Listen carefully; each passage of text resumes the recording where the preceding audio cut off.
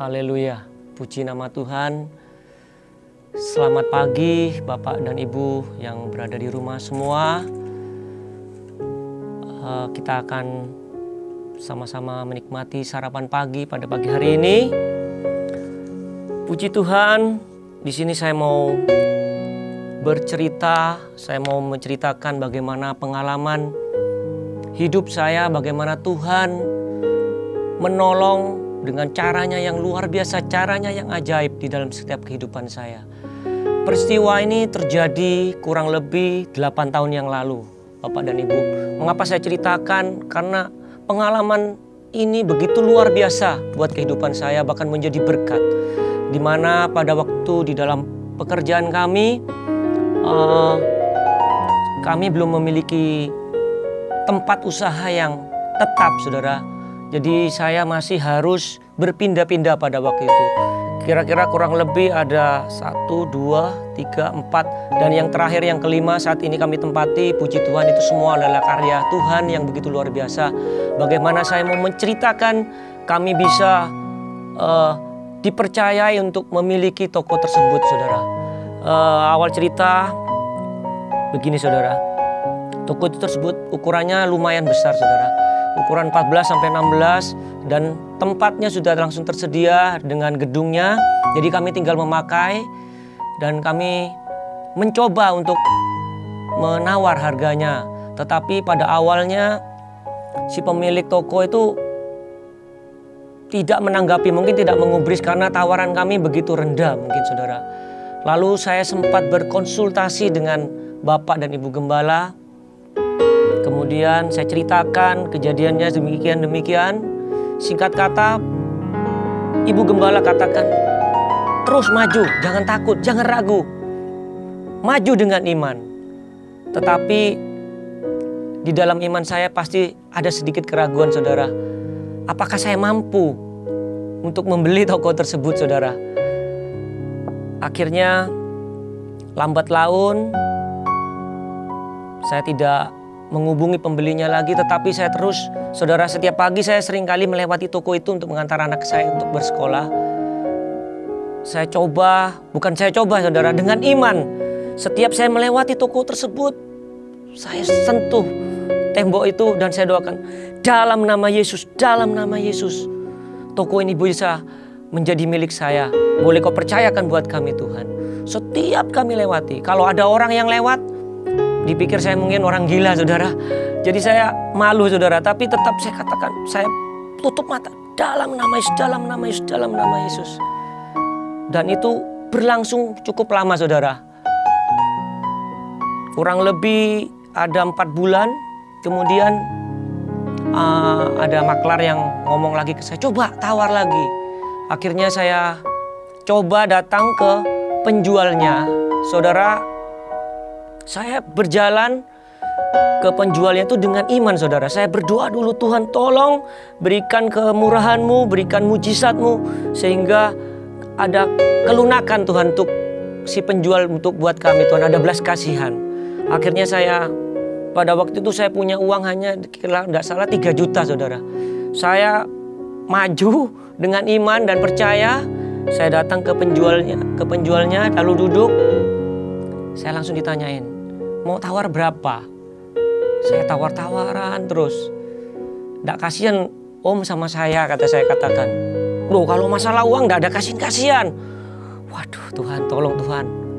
Terus akhirnya diambil jalan tengah, dikasih harga sedemikian. Akhirnya saya coba tawar lagi, tak bisa, saudara.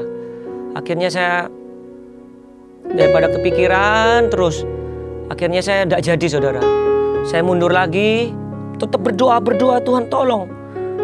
Terus si maklar itu ngomong, ada yang mau nawar toko itu. Waduh, saya ini bingung, saudara. Akhirnya saya datang lagi ke penjualnya. Dengan iman percaya, saya bawa hanya dengan uang yang apa adanya, saudara. Yaitu 3 juta, saudara. Bayangkan, harganya toko itu ya sangat tinggi. Tapi saya bawa DP 3 juta, saudara. Terus saya jadikan harganya segitu, deal. Terus dia tanyakan, penjual, kamu mau ngasih DP berapa? Saya dengan iman Saya katakan, Om, saya punya ada uang hanya 3 juta. Dia langsung katakan, apa? 3 juta? Apa artinya uang ini? Saudara, tapi Tuhan nyatakan kuasanya, saudara. Akhirnya Om itu katakan, ya oke lah, saya merasa kasihan karena melihat saya sudah berusaha dengan sungguh-sungguh. Tapi saya percaya dan tahu bahwa itu adalah pertolongan Tuhan, saudara. Akhirnya saya kasihkan uang itu 3 juta dengan sedikit gemetar, saudara. Terus ditanyain, kira-kira sisanya kapan mau dilunasi? Waduh, saudara, saya bingung 7 keliling, saudara. Saya katakan gini, Om, saya enggak punya uang, Om.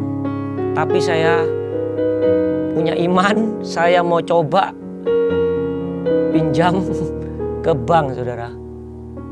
Apakah disetujui enggak, saya enggak tahu, saudara. Tetapi saya tetap punya iman, percaya, saudara. Terus saya ngomong gini sama penjualnya, Om, kalau misalnya nanti bank tidak menyetujui saya, gimana Om kalau DP-nya itu saya minta lagi? Dikatakan apa? Ngawur kamu. Kalau kamu tidak disetujui bank, ya DP-nya hilang. Aduh, gimana ini? Tetapi mujizat Tuhan terus bekerja dan bekerja buat keluarga kami, saudara. Bagaimana proses bank pengajuan tidak berjalan dengan lama, saudara. 3 hari langsung kami disetujui dan hari ke-5 langsung kami pengikatan di notaris dan akhirnya toko itu bisa Tuhan percayakan buat kami. Saudara boleh melihat karya Tuhan yang begitu luar biasa. Dan saya tahu hal ini bukan berlaku buat saya saja, saudara. Tetapi buat Bapak dan Ibu semua saudara yang ada di rumah, saya percaya mujizat Tuhan, kuasa Tuhan nyata buat saudara semua. Tetapi Tuhan bukan hanya berjalan dengan iman. Tapi kita mau juga, apa saudara? Bersabar, serahkan semuanya kepada Tuhan. Percayakan kepada Tuhan. Kalau kita serahkan sepenuhnya kepada Tuhan, maka Tuhan yang akan bekerja buat kita. Kalau kita memiliki keraguan, apa iya, apa tidak, hal itu tidak akan terjadi, saudara. Tetapi kalau kita percaya 100%, serah penuh kepada Tuhan Yesus, maka Tuhan akan menolong kita, saudara. Dan tentunya selain iman, saudara, kita harus punya kesabaran. Sabar untuk menunggu. Karena waktu Tuhan bukan waktu kita. Bahkan Tuhan katakan di dalam Pengkhotbah 3 ayat 11 dikatakan bahwa Ia membuat segala sesuatunya indah pada waktunya. Itu yang kita tunggu, saudara, Bapak dan Ibu, indah pada waktunya. Kita akan menuai bagaimana kuasa Tuhan nyata di dalam kehidupan kita. Bapak dan Ibu, saya mau juga bercerita bagaimana kita menanggapi akan firman Tuhan yang sering kita dengar, saudara. Firman yang kita dengar mungkin di dalam setiap ibadah, firman yang kita dengar sama. Pujian yang kita naikkan sama. Bapak Gembalanya juga sama. Pujian yang kita naikkan sama. Mengapa? Tetapi iman kita tidak ada yang sama, saudara. Ada yang bertumbuh dengan sungguh-sungguh berlebat, tetapi ada yang mungkin mundur, bahkan lemah, saudara, sehingga mundur dari gereja. Apa yang salah, saudara? Bukan firman-Nya, tetapi daripada cara kita menanggapinya, tapi cara kita merespon firman itu. Kita katakan ya dan amin. Kita lakukan, kita perbuat firman itu. Maka firman itu akan nyata dalam kehidupan kita. Kemudian ada kejadian, saudara, ya kurang lebih masih setahun yang lalu ya. Saya dipercayakan bisa beli mobil baru. Belum dipakai kira-kira masih ada 10 hari, saudara. Pas pulang dari Malang di Probolinggo, pas di lampu merah, saudara. Bagaimana, saudara? Ditabrak dari belakang, saudara. Mobil baru, saudara. Saya begitu, gimana ya, saudara? Hati saya begitu hancur, saudara. Waduh, ditabrak dari belakang, biar langsung pesok, saudara. Sudah itu, saudara, zaman ini saya katakan apa? Zaman edan, saudara. Dunia ini sudah sangat-sangat tua saudara, sudah akan lenyap saudara. Bagaimana tidak? Orang yang bersalah bukannya malah menganggap hal itu dia salah atau minta maaf. Zamannya apa saudara? Orang itu yang marah-marah kepada saya. Kamu gimana? Kamu kok ngerem dada? Saya sehingga nabrak dari belakang. Marah-marah. Saya terus terang saudara, saya cuma belajar bagaimana melakukan firman Tuhan. Secara manusia memang kita memiliki daging yang lemah saudara. Tetapi kita mau belajar untuk memiliki kesabaran. Kita mau jadi teladan yang baik, kita mau jadi terang saudara. Saya coba kemudian bicara baik-baik dengan dia. Saya katakan, coba yang salah kira-kira siapa? Saya katakan. Dia tetap nyalakan saya saudara. Tetapi saya membalasnya dengan kata yang sopan, yang baik saudara.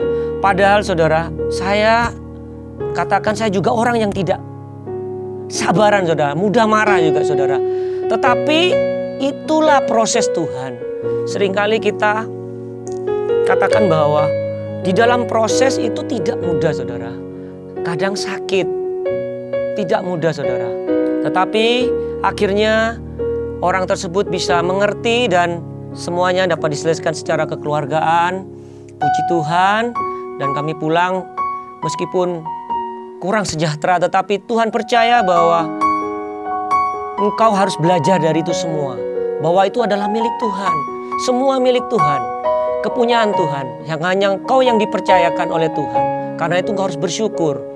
Puji Tuhan, akhirnya ada diganti dengan ada asuransi dan saya tidak mengeluarkan sepeser uang pun.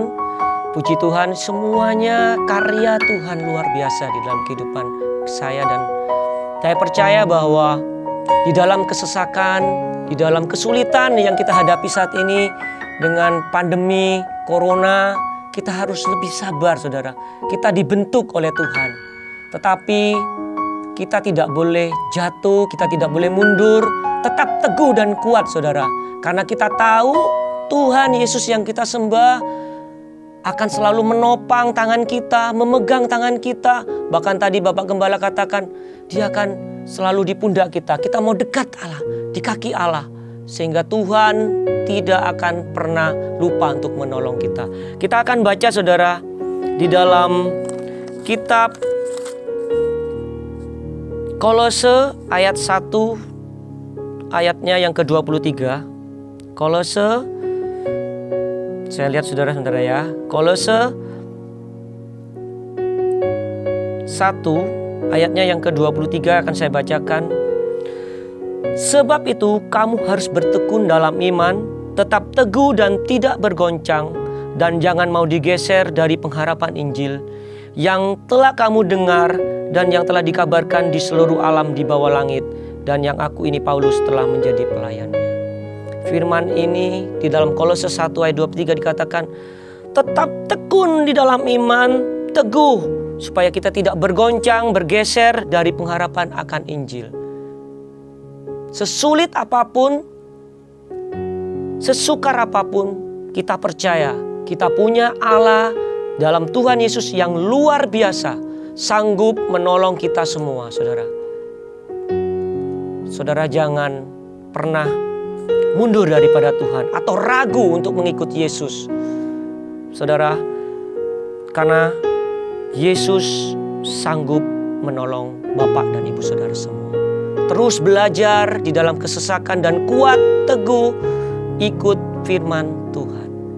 Puji nama Tuhan, biarlah kesaksian firman Tuhan pada pagi hari ini boleh menjadikan kekuatan buat kita semua. Bapak dan Ibu, bukan juga buat saya untuk belajar dan terus belajar menjadi manusia-manusia rohani yang berkualitas di hadapan Tuhan.